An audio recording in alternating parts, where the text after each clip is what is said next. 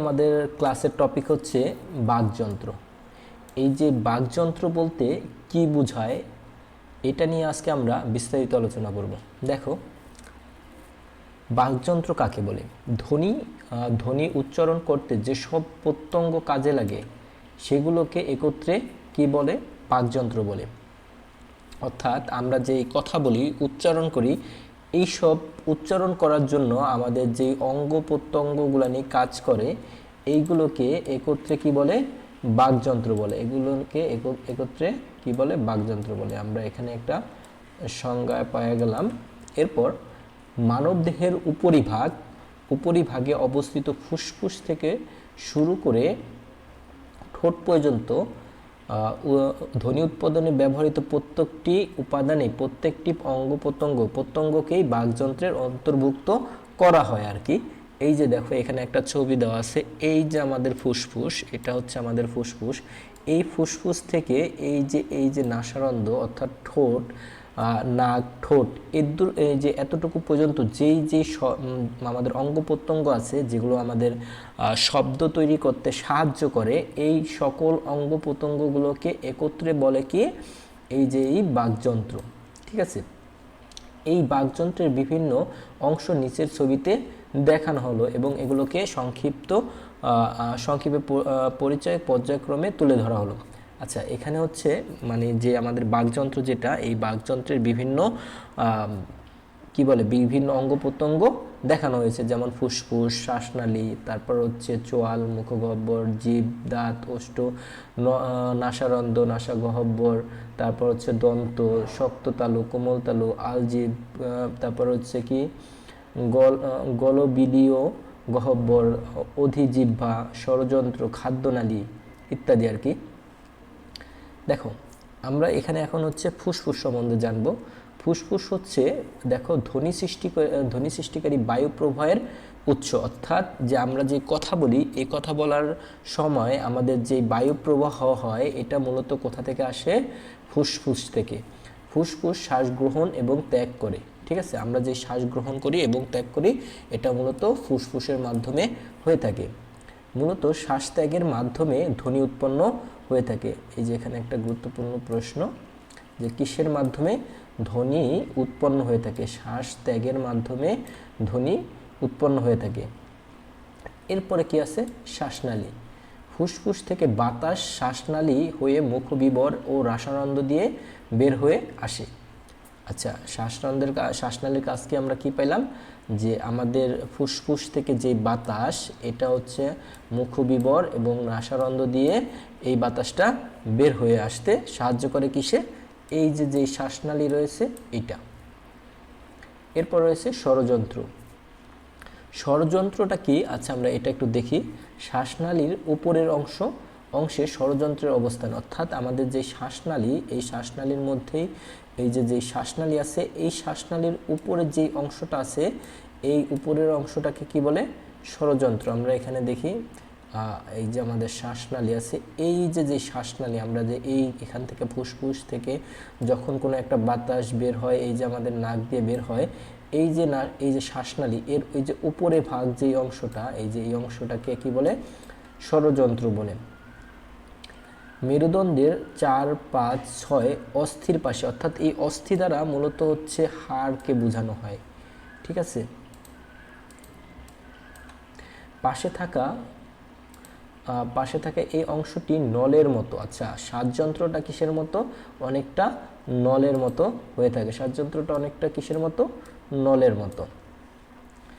বাতাস ষড়যন্ত্রের মধ্য দিয়ে বেরিয়ে আসে বলে ধ্বনির সৃষ্টি হয়। অর্থাৎ যে আমরা যে কথা বলি, এই কথা বলার সময় অনেক বাতাস বের হয় এবং এই বাতাস বের হওয়ার কারণেই মূলত কি সৃষ্টি হয়? ধ্বনির সৃষ্টি হয়ে থাকে। অধিজিহ্বা, স্বররন্ধ্র, ধ্বনিদ্বার ইত্যাদি ষড়যন্ত্রের অংশ। এই যে তিনটা অংশ আছে, অধিজিহ্বা, স্বরযন্ত্র এবং ধ্বনিদ্বার, এই তিনটা মূলত কিসের অংশ? ষড়যন্ত্রের অংশ। এরপর হচ্ছে জিহ্বা। আচ্ছা, জিহ্বা যেটা দিয়ে আমরা খাই, আমরা হচ্ছে স্বাদ গ্রহণ করি আর কি। মুখগহ্বরের নিচের অংশে জিহ্বার অবস্থান। অনেক সময় আসে যে জিহ্বার অবস্থান কোথায়? তখন তুমি দিবা হচ্ছে মুখগহ্বরের নিচে, মুখগহ্বরের কোথায় অবস্থিত, নিচের অংশে জিহ্বার অবস্থান। আর সবচেয়ে বেশি প্রশ্ন আসে যে বাকযন্ত্রের মধ্যে কোন প্রত্যঙ্গটি সবচেয়ে বেশি সক্রিয় এবং সচল। দেখো বাকযন্ত্রের মধ্যে সবচেয়ে বেশি জিহ্বা হচ্ছে সবচেয়ে বেশি সচল এবং সক্রিয়। ঠিক আছে, আমাদের যে বাকযন্ত্র, এই যে দেখো এখানে দেখো, এই যে যেই এখানে আছে কতগুলো, এই যে এখানে নাম দেওয়া আছে কতগুলো, এইগুলোর মধ্যে এই যে জিহ্বা আছে, এই জিহ্বাটা আমরা সবচেয়ে বেশি ব্যবহার করি আমাদের ধ্বনি উচ্চারণ করার জন্য। যেই আমাদের অঙ্গ প্রত্যঙ্গগুলো প্রতিনিয়ত কাজ করে, এর মধ্যে হচ্ছে জিহ্বাটা হচ্ছে সবচেয়ে বেশি কাজ করে থাকে।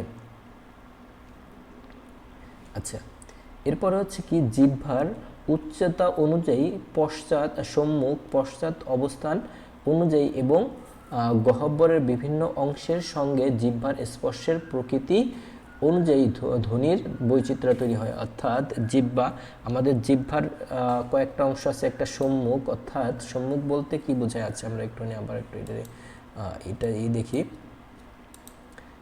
আমাদের জিহ্বার কয়েকটা অংশ আছে, একটা সম্মুখ, একটা পশ্চাৎ অবস্থান। অর্থাৎ এই যে এখানে দেখো, এই যে আমাদের যেটা হচ্ছে জিহ্বা, এই যে এখানে জিহ্বার যেই সামনের অংশ এটাকে বলে সম্মুখ, এবং জিহ্বার যেই পিছনের অংশ এই অংশটাকে বলে হচ্ছে পশ্চাৎ অংশ, জিহ্বার পশ্চাৎ অংশ।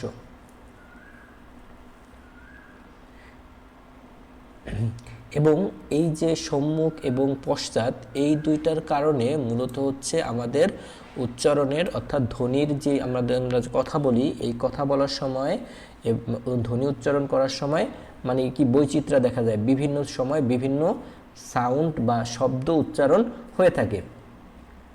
এরপর হচ্ছে আলজিহ্বা। আলজিহ্বা, আচ্ছা, মুখগহ্বরের কোমল তালুর পিছনে ঝুলন্ত যেই মাংসপিণ্ডের নাম, ওইটা হচ্ছে আলজিহ্বা। দেখো এই যে এটা, এখানে আমাদের আলজিহ্বার অবস্থান হচ্ছে কোমল তালুর পিছনে। আচ্ছা, আলজিহ্বাটা আমাদের কোথায়, এই যে দেখো আলজিহ্বাটা হচ্ছে কোথায়, এই যে আমাদের গলার পিছনে যে ছোট্ট একটা অংশ, গলার ভেতরে এই যে এই অংশটাকে বলে কি, আলজিহ্বা। এই যে এটার অবস্থান হচ্ছিল এখানে, আমরা এটাকে একটু মুছে দেই। আচ্ছা,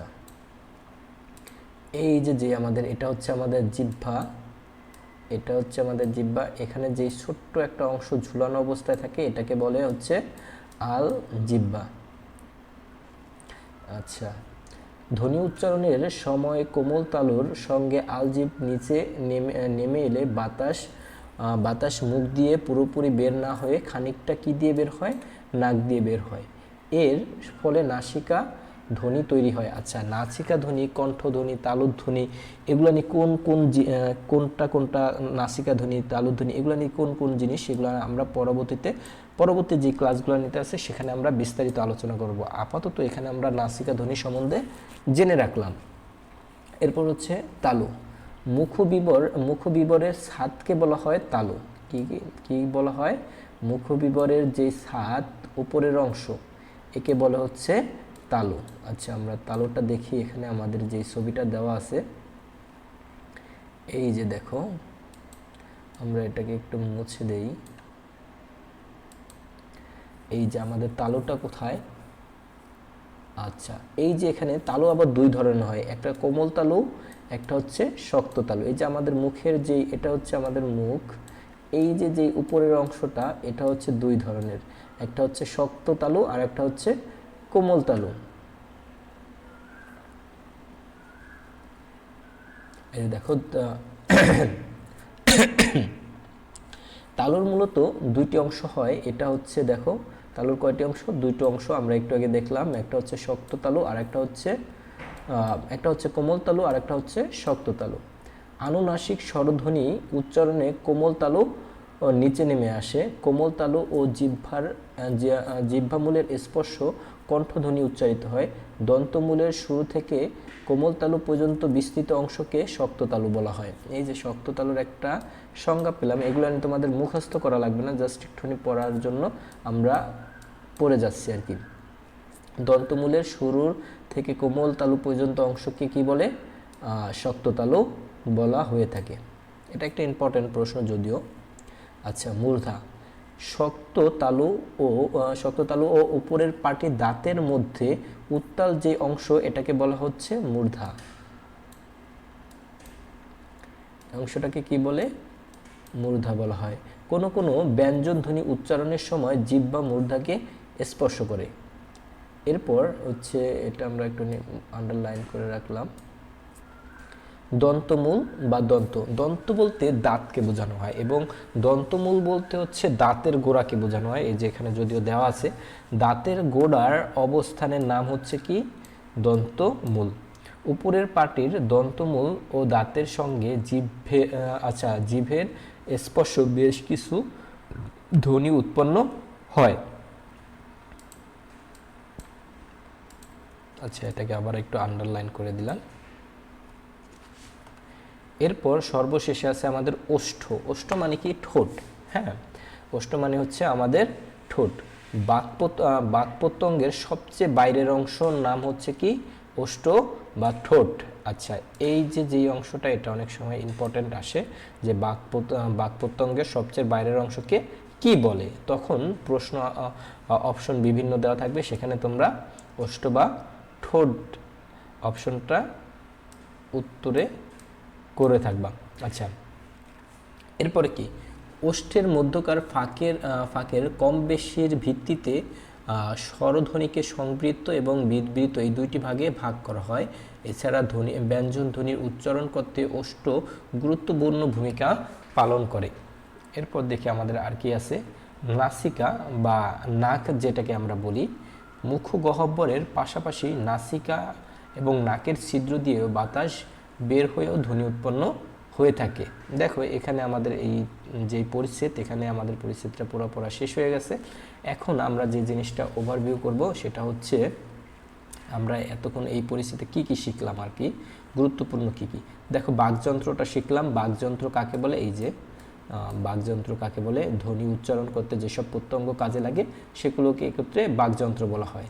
এবং ঠোঁট থেকে, আচ্ছা, ফুসফুস থেকে শুরু করে ঠোঁট পর্যন্ত এই যেখানে আমরা যেই শব্দ অঙ্গ প্রত্যঙ্গর নাম দেখলাম বা জানলাম, এগুলোকে একত্রে কি বলে?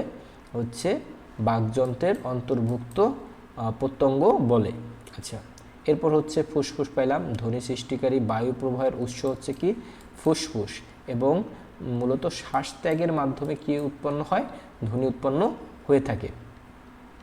এরপর পাইলাম আমরা শ্বাসনালী, যেখান দিয়ে আমাদের বাতাস বের হয়ে আসে, সেটা হচ্ছে মুখবিবর।